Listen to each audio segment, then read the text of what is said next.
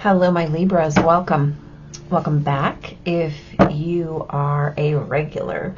Welcome aboard if it's your first time here. And welcome home if that sits for you. Today we want to talk about what's coming in for you in May of 2024. If you are a Libra, Sun, Moon, Venus, or Rising. Or if you have cause to spend a lot of time with someone who has strong Libra placements. Ooh, lovely. Yeah, there's never too much energy information in this world, so it's always good, right? It's always a good thing if we can manage to figure out what it is that we need to know.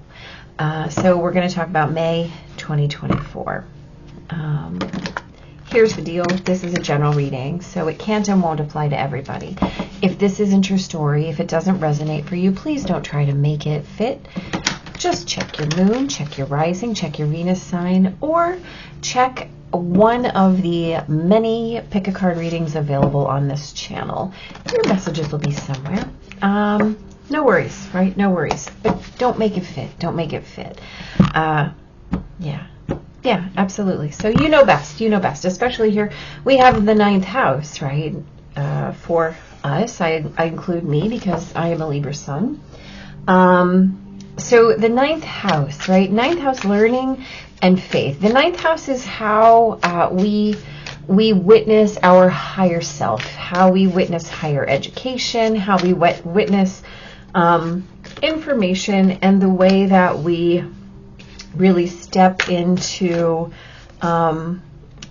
our elevated self, right? How we relate to ideas and concepts, how we, faith, how we relate to divinity and things bigger than we are. We also have reassess. You're being asked to take stock of your life and let go of anything or anyone that no longer makes you happy.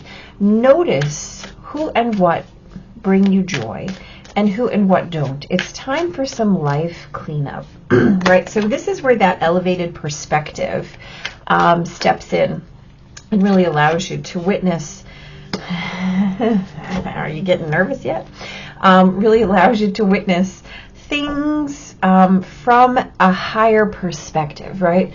We have the 3D perspective.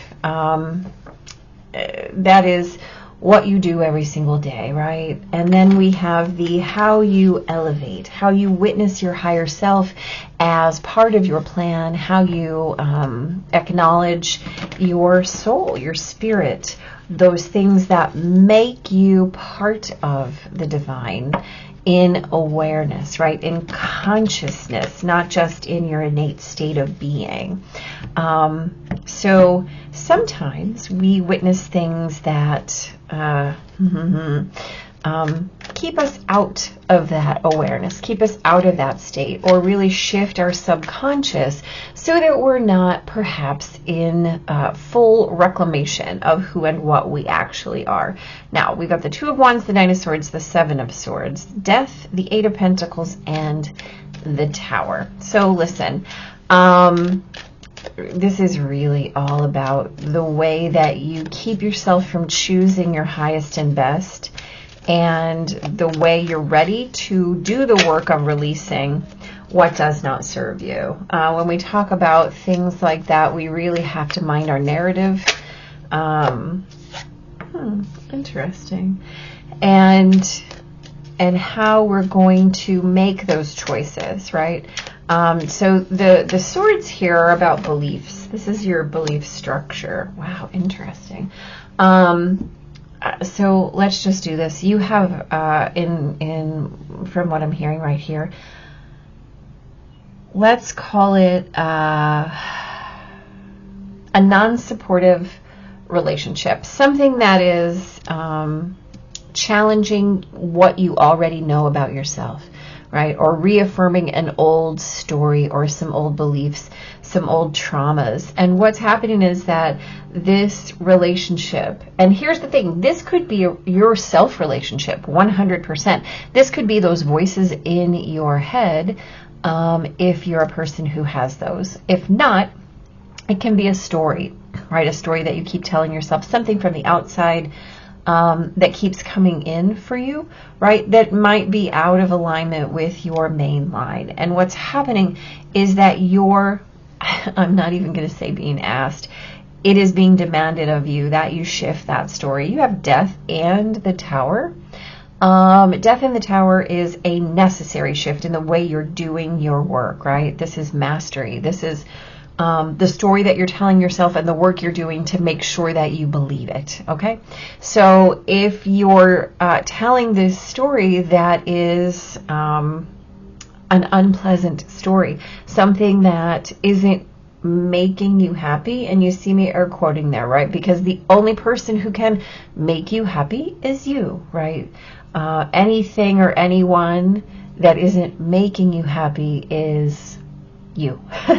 So the way that you're finding that anxiety, the way that you're finding any kind of deception, any kind of betrayal, any kind of story that's creating that for you in your life, it is time for you to do the work of shifting it in any way. And the way, right, that we create that in the beginning is to step into awareness of our connected higher self. And so the way that you're going to choose, right, because the Two of Wands is all about the most elevated choice you can make. Which one are you going to make? You have options. Which one is leading you forward? And perhaps what's happening is that in the past you've had a specific way that you make those choices, a specific voice that you follow, a specific narrative that has been your guidance on your trajectory. Well, that's about to change, my Libra friends, and it's going to change. Here's the deal. You can make the change yourself through doing the work, and if you don't make the change, please rest assured that it will be made for you.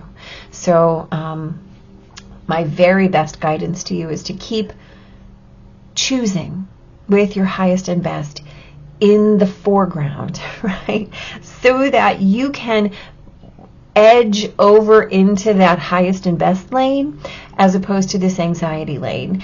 And please know that if you don't, you will be nudged. So expect it either way, and know that it's coming. Sometimes that helps.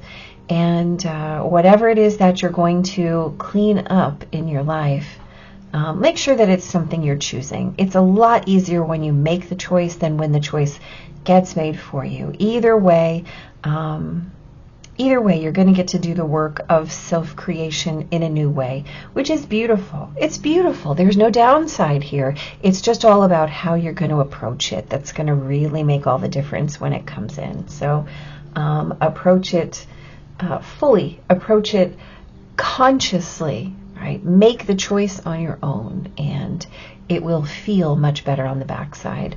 So good luck, my fellow Libras. Be blessed, and hit like, subscribe, and I'll see you next time. Take care.